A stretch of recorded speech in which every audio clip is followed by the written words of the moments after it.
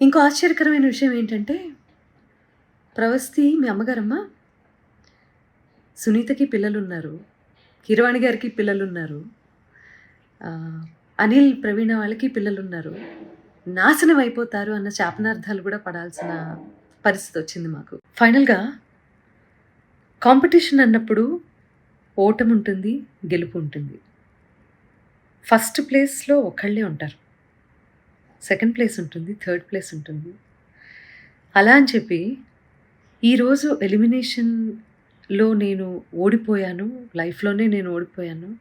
నా జీవితం లేదు అని చాలా ఎక్కువగా ఊహించేసుకొని ఓటమిని హుందాగా తీసుకోలేకపోతే లైఫ్‌లో ఏవి నేర్చుకోవటానికి బ్రెయిన్ ఆ రకంగా పనిచేయదు.